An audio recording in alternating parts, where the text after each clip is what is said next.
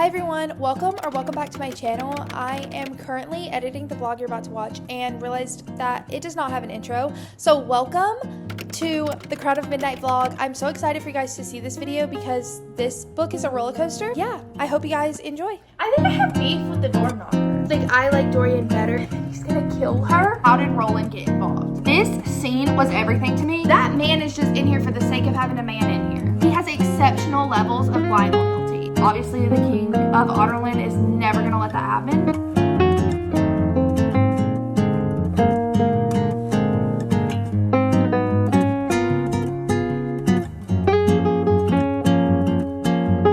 Crown of Midnight. We meet back up with Selena. She's been on some missions now, and we find out that she's faking the deaths of the people. She's giving them the option to either choose freedom or I will kill you. So, like, go off Selena. That honestly is giving me anxiety. I'm not gonna lie, because the stakes are so high. And as someone who has read Assassin's Blade and didn't know these characters from a stranger in the store, I was so unbelievably shocked when she killed Sam. What do you mean you killed Sam? Like, I just assumed that Sam was going to be a major player in this series because he should have been. And that right there is telling to me, because I feel like that means these characters are not safe. Like, none of our characters are safe. At least that's how I'm feeling about it. So knowing that the stakes are, the king finds out, he kills Chaol, he kills Nehemia, he kills Nehemia's family. Like, that is stressing me out, the fact that she's playing in his face, but it's working so far. I am interested to see how it plays out now. At the point where I'm at now, we're going to find Archer. Archer, she has known from being in the Assassin's Keep, so now she has ties to these people. Before, they were just kind of random people. No, she knows him. And he's in Rifthold, which is obviously where the king is. So the stakes are a lot higher, I feel like, with Archer than they were with the previous missions that she'd been on. And that's stressing me out because, like I said, I don't think any character is safe. I don't think Selena is safe. Like, I don't know. I don't think Chaol is safe. Dorian, I feel like, is safe for now. Dorian's safe for now. I don't know how, like, what role he plays in this series, but as of right now, where I'm at right now, I think that he is safe. The rest of them, it's really up in the air.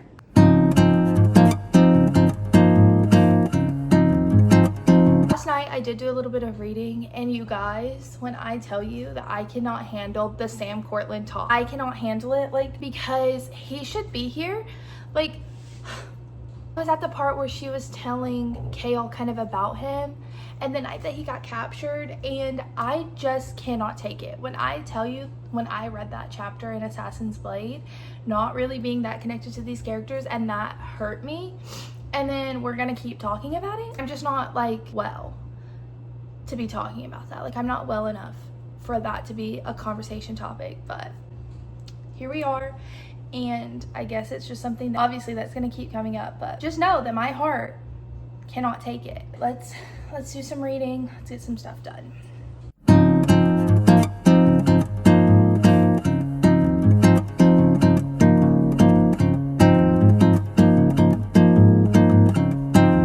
Y'all, and Selena's really gonna let a doorknob insult her? A doorknob, that's crazy. Just sitting here. This doorknob has an attitude.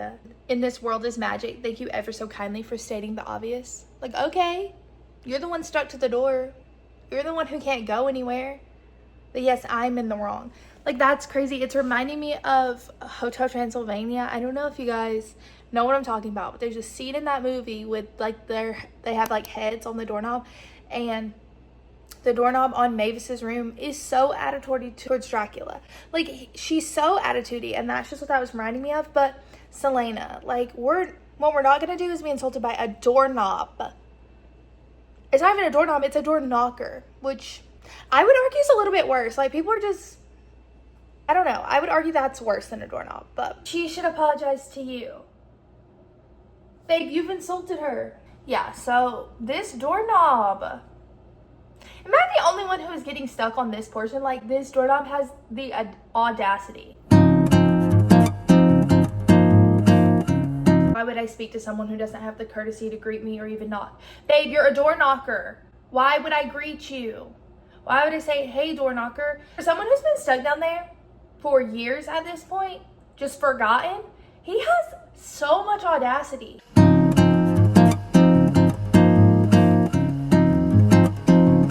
Why is her name funny? Your name is Mort.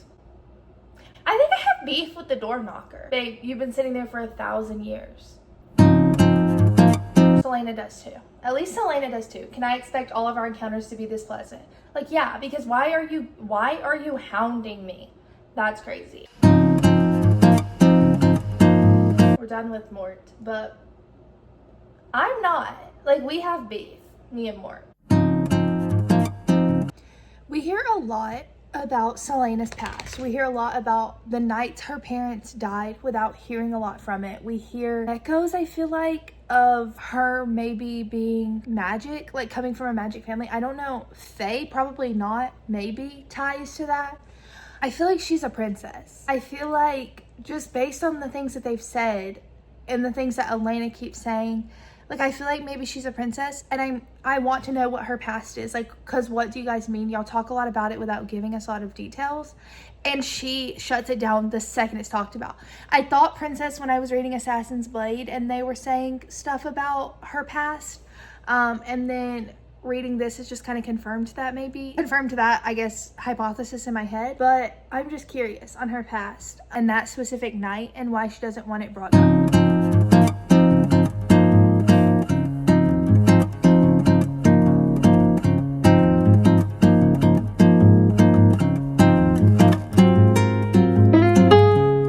So I'm on page 109 now. We just got a little glimpse of something going on with Dorian. So he said that he was taking a nap and then it was like really cold. And then that it went on to say like he saw a glimpse of frost. But then like when he looked back, it wasn't there. And I'm just wondering like maybe his dad is doing something to him too. Because I mean, obviously that was mentioned for a reason, so it's going to come back. But it's like the first time, I think, at least in my memory, of us, like, of something like weird and off happening with Dorian. So I'm interested to see. Also, Roland, him as a character.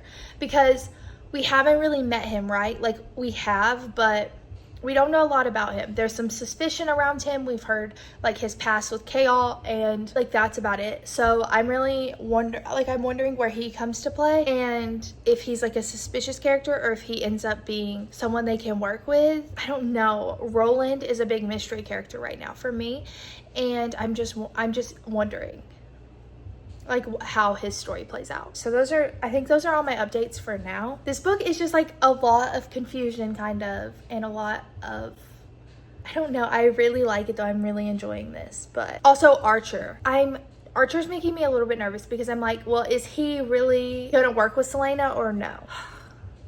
I don't know, like there's just so much that could happen, and there's so many variables at play, so many characters at play, that I'm like this. It's like a ping pong ball. It's like I don't know who's going to turn out to be someone we can trust, who's going to turn out to be someone that's going to turn against us. Like, I don't know. Chaol's saying some sweet things a little bit, but I don't know. I think it's just because I like Dorian better. So, sue me. Like, I like Dorian better. So maybe that's why, like, yeah, I see what he's saying, but he's not Dorian. Okay, I'm putting this right here because I just got to this part of the chapter. I don't know what chapter 15. I was too busy having my heart hurt by Dorian when it said he deserved someone who would look at him like that, even if the love wouldn't be the same, even if the girl wouldn't be her. So Dorian closed his eyes and took another long breath, and when he opened his eyes, he let her go. So I was sitting here really reflecting on that, really letting my heart be, broken by that, really letting it be the moment that it needed to be while still reading, right? So now I hope with everything inside of me that I misheard what was going on. So in case I didn't, I'm turning the camera on. Okay.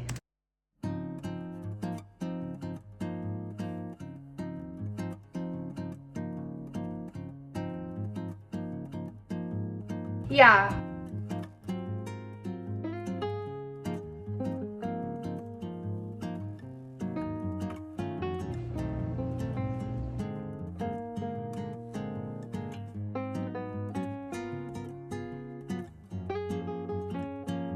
Yeah.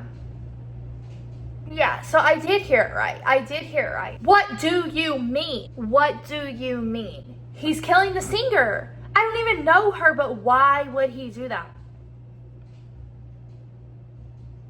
And like, I get it. Like, right? Like, I get it. Like, it's because she sung a song about Faye, but it's the fact that that song spoke so deeply to Selena, and Selena had wanted to see this girl perform. And then that song connected her with Kale, but it not only connected her with Kale, it connected her to Dorian too, because Dorian was like, no, you're right, she deserves that, but I do too. And then he's gonna kill her. And when I heard that, the King of Otterland stood at the back of the dungeon chamber as his secret guards dragged Rena Goldsmith forward.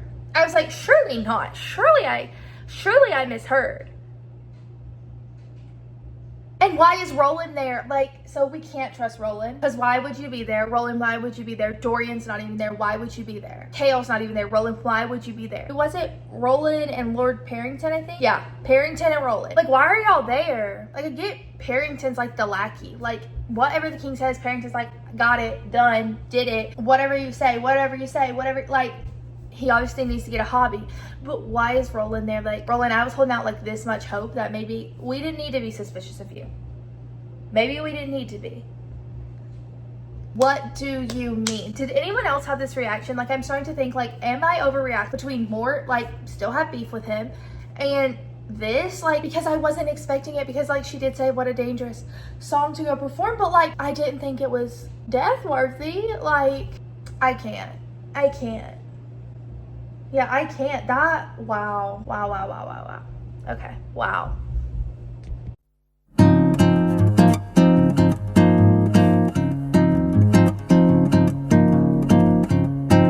So the king asked her if she had any final last words, and so she says, my daughter was 16 when you burned her. My sister was 36, and she had 2 boys who were her joy. And then she goes, and my neighbor and his wife were 70, and they were killed because they dared to try to protect my daughter when your men came for her. Like, her last words were to let the king know that the people that he killed were people, were exactly that. Like, they were people, and you affected lives, but also that their names are still out there, their lives are still out there. She listed all the names, but I don't want to butcher them. I don't know. Like, that really just shook me. This whole scene. And that's what I'm talking about. That's what I'm talking about with this series specifically, is like, even with Assassin's Blade not being that connected to the characters, and then something like this happened and you feel it, right? And it feels like that with this too. Like, this was the first scene with Rena, and this is the effect that it's having on me. And so I do think that that is a testament to the writing and the storytelling, specifically in this series. But wow. Yeah, I just didn't see all that coming, and that was a lot. That was a lot in a few pages. And to think, I was like, wow, like, this is really, like, the stakes aren't that high right now. I was literally sitting here thinking that. I was like, stakes aren't that high, like, nothing crazy is really going on right this moment. Like, we're kind of coasting a little bit. And then that, wow. Yeah. Wow. I need to catch up on my Crown of Midnight thoughts. So, I've been taking some notes on my Kindle of things that I wanted to talk about, or things that stood out to me, stuff like that. The first one I have, when Nehemia and Dorian are talking at the ball, when he sees Kale and Selena down there dancing and he's watching them, and Nehemia walks up to him and she's like pretty much telling him to like kind of stand in his power, kind of do what's right. But then she says a couple of things that are like cryptic to Dorian, but obviously are like little hints and clues to us. So she says, in here, when the time comes, when it awakens, do not be afraid. It is time, I will help you. And she's talking about like the power. She walks up to him and says that he has power. She draws a symbol on his chest, and I'm needing to know, these symbols that Nehemia draws, are they what's causing the power, or can she sense it? She sensed that these people have magic within them, and that's why she does like the little marks. But she says, you have power in you, Prince, more power than you realize, but right now it's sleep. And then it says, and why? When she said them, something ancient and slumbering deep inside of him had opened an eye.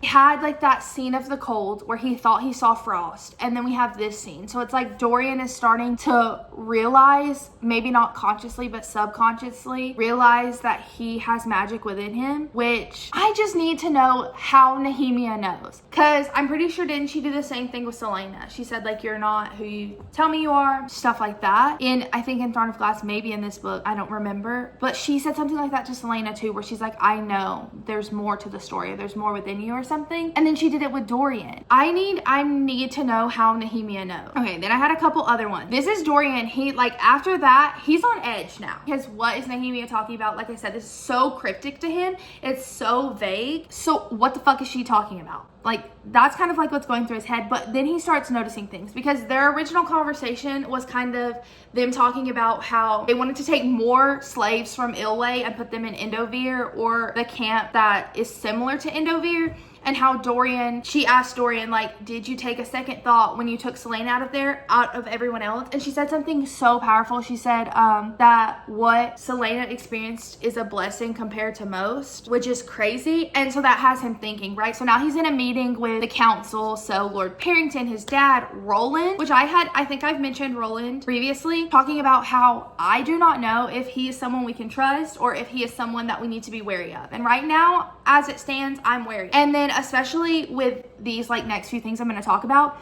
So we have another black ring glinted on Roland's hand, the same as the one Parrington wore, the same as the king wore. So he's starting to notice, which that blew my mind, because how did Roland get involved? When and how did Roland get involved in the plans that the king and Parrington are cooking up? Because we know they're not cooking up anything good. And so I just want to know how Roland got involved. And that makes me think that we cannot trust him. So he says 3 matching rings, 3 black rings to signify what?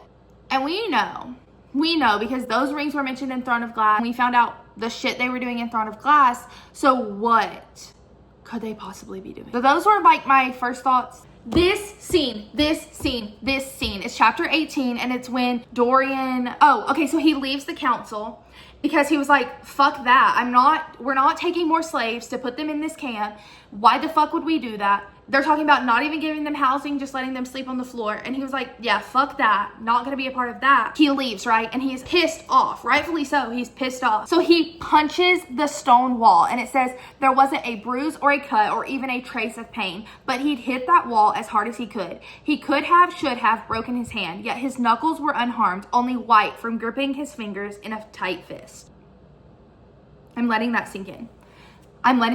This scene was everything to me for some reason, because like there is something within Dorian. And I am so excited to find out what that is. First little like glimpse of it. Maybe he just hit the wall in the wrong spot, and the thing was so ancient that he had been waiting for something like this to happen, but he'd never heard stone crack that way, spreading out like a living thing. And then the window. And then it goes on to say like only the window's what shattered. So the wall had splintered but was intact, but the window shattered completely. And it said a perfect circle, clean of debris, as if a glass and wood had showered everything but him. And then he goes, it wasn't possible because magic. And then he got sick. So because his dad is the reason magic's not there, right? His dad's like, yeah, we're not doing the magic thing, which now I'm starting to think, because they're saying like the Havalier bloodline hasn't had magic in so long. And I wonder if either the dad does have magic and he just wants to be the most powerful of them, right?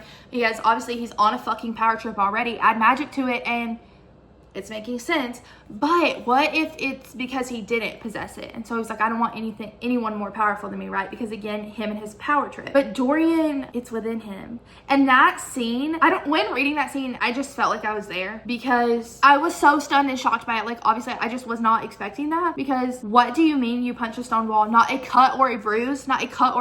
That's crazy. But I'm loving like the glimpse. It's just the little sprinkles. Like she's just giving us little sprinkles, a little taste of, I guess, what we're gonna get in the next books, which I love. I highlighted this because we all know that I'm not a K-All girl. I'm actually gonna better explain my opinions on K-All really quick. K-All feels like to me when you read a fantasy book and they always put in a love interest that she like first chooses, right? But you are reading it and the whole time you're like, this is so clearly not your person. Like that man is just in here for the sake of having a man in here. And he's here to throw you off your scent. If you've read the selection, he feels like Aspen to me, where it's like she so clearly was never meant to be with Aspen. Like they were only together due to circumstance. They were in the same area and Aspen was hot. And it's like, okay, point blank period, done. Like those are the only reason you guys are together. But as far as soulmate connection, as far as being together, this is not it. And that is how I feel reading Kale. It's how I felt reading Tamlin. I was never a Tamlin girl, and I was correct because Rhysand was our man. So it's just like, that's how I feel when reading Kale. It's like, you are just here for the sake of having a man here. You're just here to give us a little tidbit of a sprinkle of interest so that then our main man can step in. My main man is Dorian. So step in. Or I had said all that to say that Nehemia had asked Selena if she thought that, because they're like saying something about there's like a heir coming in, right? Or they said that there's the missing heir that you could go find. And that's like how the rebels are like doing, because they're like, oh, the heir or whatever. Nehemia had kind of asked, she had said, you know, the courts weren't always like this. There was a time when people valued honor and loyalty, when serving a ruler wasn't about obedience and fear. Do you think another court like that could ever rise again? And she had kind of said that in the fact of like, obviously the king of Otterlin is never gonna let that happen. She's just posing the question, like, do you think someone could actually go up against the king of Otterlin? This is the thought. This is what I had highlighted. It said, yes, she thought, yes, Nehemia, it could rise up again if we could find more men like him, like Chaol. Context to that quote, it said, staying up until the middle of the night at the ball, then awakening for their sunrise run this morning had been exhausting. Why hadn't he just canceled the run? Selena hadn't given Nehemia an answer. She hadn't wanted to talk about it, but looking at Chaol now, at the man he was and the man he was still becoming, yes, she thought, yes, Nehemia, it could rise up again if we could find more men like him. And I don't want more men like Chaol. Like, I'm good. We have enough. I'm a Chaol hater. Like, I don't know. He's bothering. And it said, not in a world with this king. He'd crush a court like that before Nehemia could even muster one. If the king were gone, then the court that Nehemia dreamed of could change the world. The court could undo the damage of a decade of brutality and terror, and it could restore the lands ravaged by conquest and renew the hearts of the kingdoms that shattered when Otterlin marched in. And then she said, but she and Chaol would never be a normal boy and girl, but perhaps in that world they could make a life of their own. She wanted that life, because even though he pretended nothing had happened after the dance they shared last night, something had. And maybe it had taken her this long to realize it, but this man, she wanted that life with him. Mind you, we just got that soul-crushing scene of Dorian saying like he was letting Selena go. Now they're just feeding into this chaos ship, and she's saying stuff like this. Like, you want that life with him, of all people. I don't know. Chaol just bothers me. But then Dorian comes back in. We had to highlight some more because some things happened. So this is right after he had shattered that wall.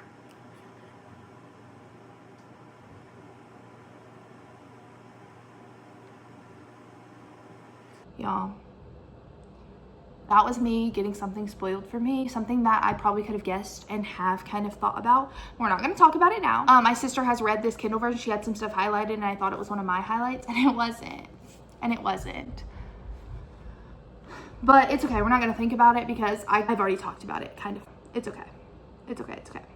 Dorian is sitting at her floor, leaving Chaol. She's coming back home, waiting for Selena because he's looking for Nehemia and figured that she would be there.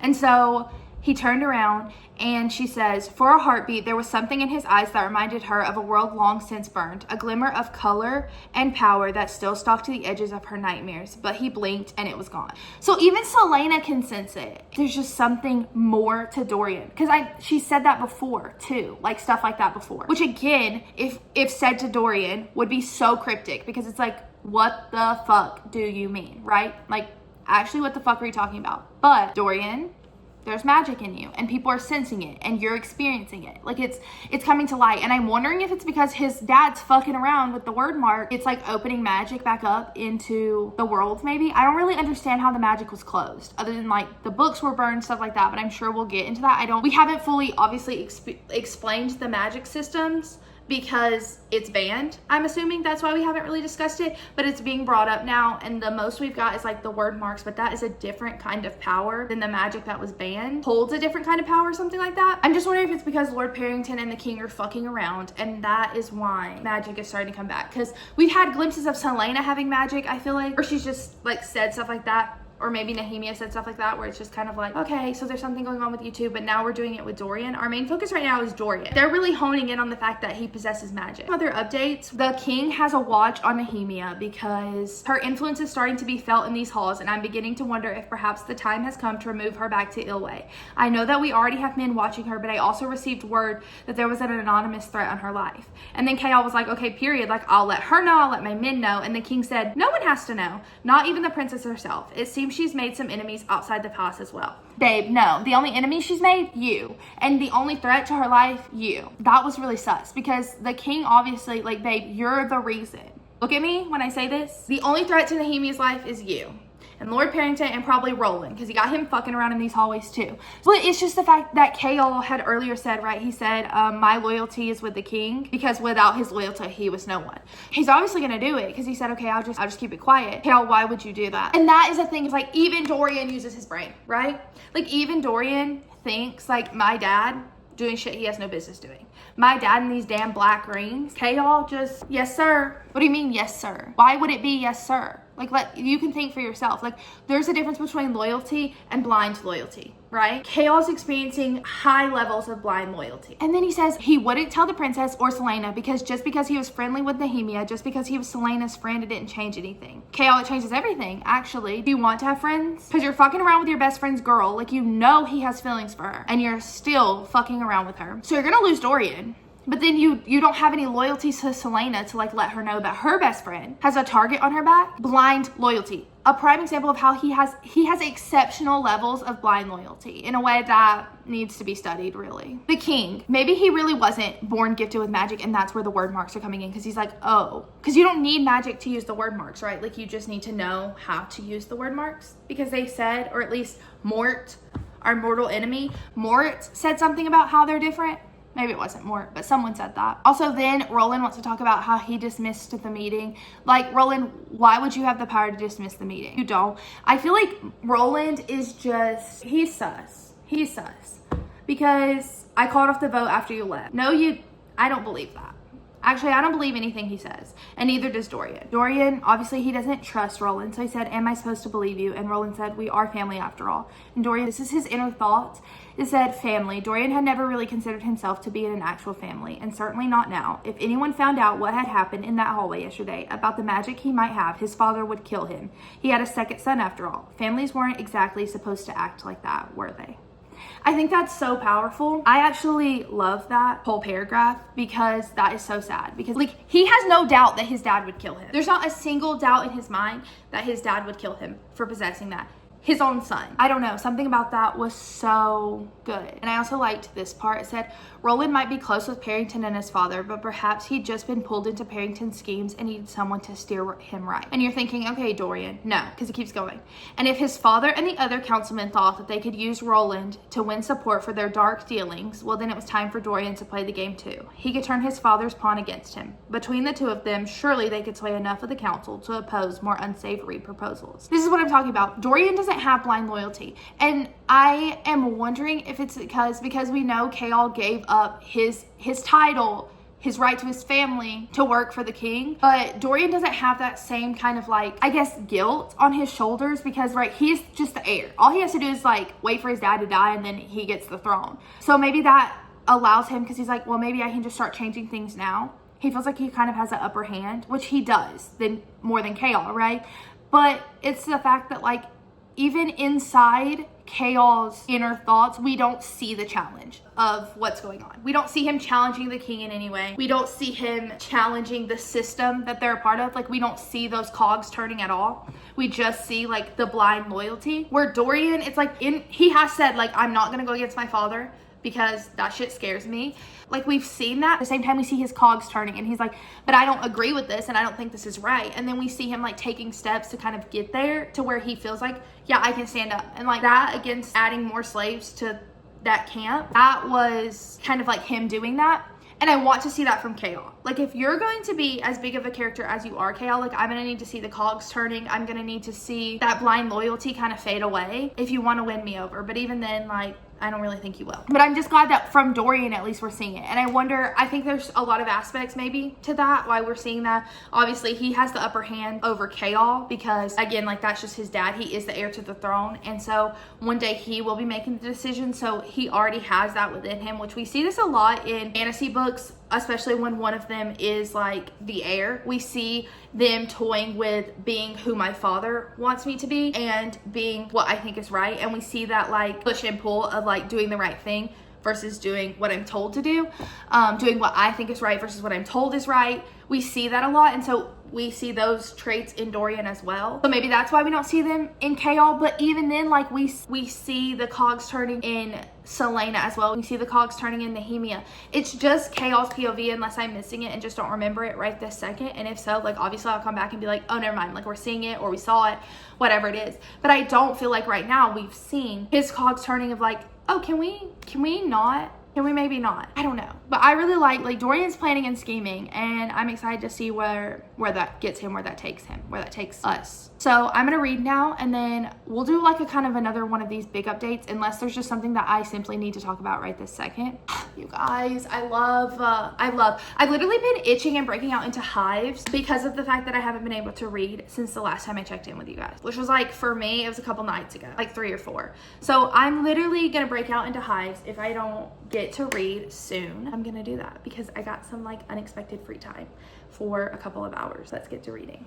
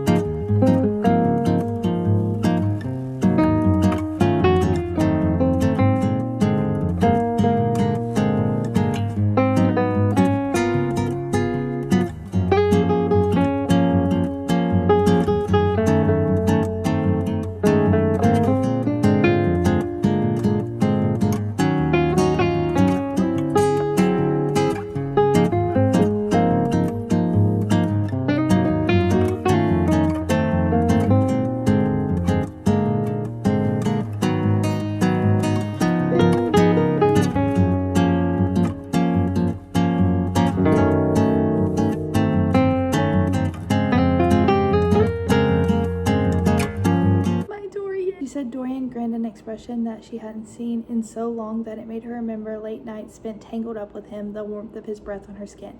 Like, Selena, run back to him. Please leave Chaol and run back to him. Thank you for coming to my TED Talk.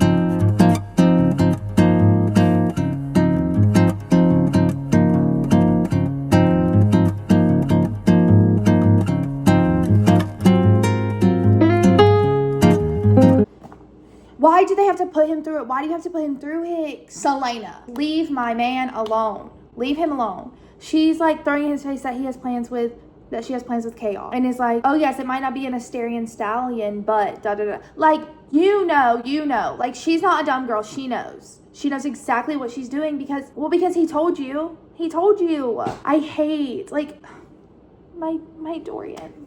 Can we be nice to him, please?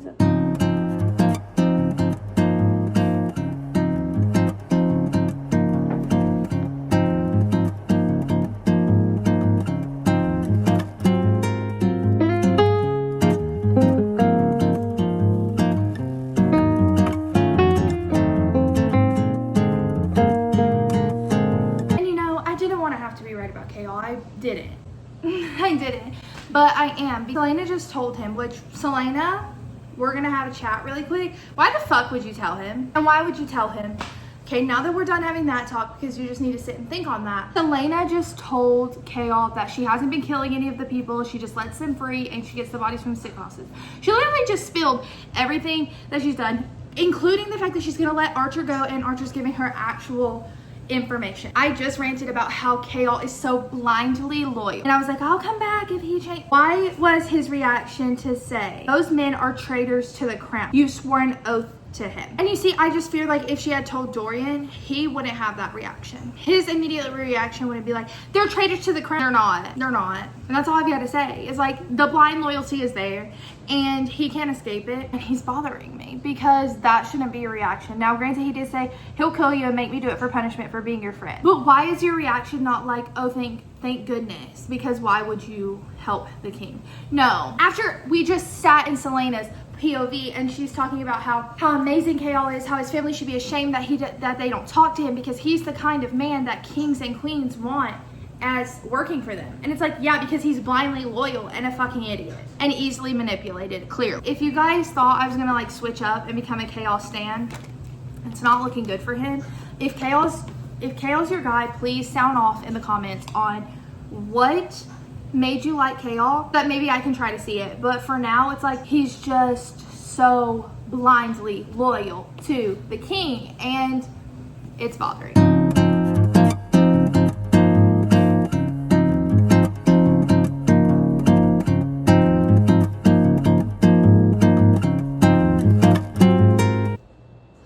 So I finished the book. We have a lot of catching up to do because I cannot remember what the last thing is that I filmed, but I know it wasn't the updates that I'm sure you guys have been waiting for, and I didn't get any of them on camera. So let's just start with what's sticking out in my mind, the Nehemia. You guys, I was at the hair salon a couple of days ago. I'm reading in public, and nothing too crazy has happened in this book, right? Up until that point. And so Chaol gets taken. That's fine and dandy with me. Until Archer keeps talking about how Nehemia's in danger, how he'll probably be too late. When I tell you that I was sitting there in that hair salon, in that salon chair, letting the color just process, and why would Nehemia be dead? And why would Nehemia be dead? That shook me to my core. That rattled me. That was the biggest shock because I just wasn't expecting it. Like, obviously, I'm minding my business. I'm having a good, grand old time. And then what do you mean? Now I need to talk about some things that really dug that knife in a little bit deeper. And you guys know I'm a note, so we've got some notes. Why? And I'm looking at you. Surgery mask, why would you continue to write that Fleetfoot doesn't know? Because my thing is like, I don't think animals should be able to mourn. Like, what do you mean like animals can mourn? That's not fair. That has never been fair. It was continually written. So first of all, Selena having to go through this not once but twice. When we started that scene, it was set up to us like it was going to be Chaol, like it was going to be a Sam situation all over. That was, I'm not going to lie, as a Chaol hater, that was breaking me for Selena because what do you mean she has to go through this twice, right? Like Chaol was taken because of her. Sam was taken because of her. Sam lost his life because of her. And so it seemed like that was set up for that to happen with Chaol. However, I feel like this is worse because it happened in two different relationships that are so crucial. We had it happen with someone that she loved romantically, right? Like she was in love with Sam and Sam was in love with her and they were soulmates, if you will. A romantic relationship is one of the strongest relationships that you have. Another really strong relationship you can have, a fucking best friend, and she loses that too in the same way. And so like the parallels of how a romantic relationship and your best friend, like those are two of the greatest relationships that you can have. Those are two things that people chase after. And the parallel of her losing them both in the same way is not lost on me. That is diabolical, if you ask me. And she said when it mattered most, Selena hadn't been there. Nehemia was gone. And to have her be the one to find Nehemia. They said that she ran faster than the horses. That was crazy. Also foreshadowing into the other information that we learned about Selena. Found this new love, right? Like she's fallen in love with Chaol. And we see that go down the drain because of the loss of Nehemia. Because low-key it is on him. It is on you. You could have said something. I think that it may be something that I last talked about is his blind loyalty to the king and him not being willing to tell Selena or Nehemia. Like neither one, you couldn't tell either one of them that this was about to happen. It is those choices that he made to this escalating. I highlighted the quote, "You will never be my friend, you will always be my enemy," because I have been a Chaol hater from the very beginning. The betrayal that she experienced from him, and again it's like the parallel of like losing two of the most cherished relationships a person could have in the exact same way, and then that second relationship ruining your second chance at finding love. It's just like, can we give Selena a break? Is this making sense to y'all? Like, that was so hard for me personally to grapple with. Also, Dorian. I don't know if I came on here and talked about Dorian's magic, but if I did, it's the foreshadowing of his magic, right? We've seen that a lot, and it saves Kale. And I guess Kale was in such a like adrenaline that only Selena was the one who realized that Dorian had the magic. But it's just him using it. Like, there were so many guards around, there were so many people around, and Dorian has no control over his magic, right? So it just kind of like leashes out of him. There were so many people around, for a place that has magic banned. So dangerous. I highlighted this. I'm going through my notes on my Kindle of things that I highlighted to kind of like find what to talk about. So if this kind of feels all over the place, it's because I'm going through my notes. Hopefully you guys can follow along, and I'll do like a little summary when we get my rating and stuff. This goes along with what I was talking about when I was talking about how Kale's so blindly loyal to the king in a way that genuinely is pissing me off. But it says he was so stupidly honorable and loyal to the king that he didn't even think that she could have done something to prevent this. He didn't even think to tell Selena, because whatever the king says, Kale does. He is at the king's beck and call. He doesn't use his own thoughts. He doesn't use his own discernment. He literally just does whatever the king says, whenever the king says it, without ever thinking for himself. And for that to be written by the author who created these characters was so validating to me, because that is the most irritating quality of Kale. Guys, I'm sitting here editing my Crown of Midnight vlog, the one that you guys are watching, and I realized that my camera ran out of storage when I was giving my final thoughts on the book. So now I kind of have to give them to you here. That makes me so sad, because I filmed that clip pretty soon after I finished reading the book, and now it's been a couple of weeks. Anyway, Crown of Midnight, I ended up giving it 5 stars. You guys, that book was so good. I absolutely loved it. I loved just honestly everything about it. I enjoyed my time reading it. I think that the twists and turns that were in it were crazy, and you guys saw there were just so many times in that book where I was just like not expecting that to happen. So like so many visceral reactions that I gave just from reading the book. To be reading the final portions of that book in public was crazy of me, but how was I supposed to know that that's where it was gonna go? I wasn't. But yeah, I ended up giving it 5 stars. I absolutely loved it. I do think the only thing about it that I feel like altered kind of my feelings on the ending, because the ending is not why I gave it 5 stars. And usually I feel like an ending really nails in the 5-star feeling, or it can take it away. The whole her being Aelin Galathynius, I read that. So that little portion of when I was like, oh, I got something spoiled for me, that was me getting something spoiled for me. It was that. It was it saying like that she was Aelin, which I kind of could have already have guessed, but I just wonder what my feelings would have been if I had read that naturally without getting it spoiled. It didn't alter, like me knowing that didn't alter the way I felt about the book. Like I still gave it 5 stars because I still feel like overall the entire book was so good. But I do wonder what it would have been like to read that without having it had been spoiled. I feel like I would have been like, oh, duh, right? Like I would, because there's just so many clips of me saying like, I think she's a princess, or I think she's this, I think she's that. I do think that her being Fae was so shocking to me. Like when she had her moment of just turning completely Fae, when her and Archer like were doing their little thing and that creature like came through, and then she went through the portal and she became Fae. And it's so funny because editing this back, I realized that I said, I think she may be Fae or has connections to that, but probably not, or something like that. Fae, probably not, maybe ties to that. And so to think that I was like, oh no, she's definitely not Fae, and then for her to be, and for them to find out, I do think it's so dangerous that Kale knows, because we all know how I feel about him. I do think it's dangerous that he knows, but like also what is he gonna do about it, you know? Because now she's, well, I guess he's the one who got her shipped off somewhere else. I don't know. I love the book and I thought it was so good, and I'm so excited to continue. I didn't want to read the book until I had time to really sit down and focus in on it, so I haven't read or started Airfire. I got the audiobook off Audible, and so I'm gonna do like an immersive reading type situation, because I've been really loving to do that recently, and especially with Throne of Glass, I love the audiobooks for them. So I think I'm gonna do that. I don't know when we'll get to Airfire, but it will be coming. I hope you guys enjoyed this video, and thank you for coming along this Throne of Glass journey with me. Thank you guys for being here. I know this was a long one, but there was just so much that happened in that book. I promise not all of them will be this long, but thank you guys so much for being here. To everyone who's been watching my videos, I'm literally shocked every single time that I click on my channel and I see that one of my videos has a new view. I'm so shocked, because I truly am just doing this because editing is fun to me, filming videos is fun to me, reading and talk about books and having strong opinions about them is what I was doing anyway. So I just thought it would be fun to share. But to see that people are actually watching it is so crazy. So thank you guys. Subscribe, please, if you are having fun at all. And I will see you guys hopefully in the next one. Bye, you guys.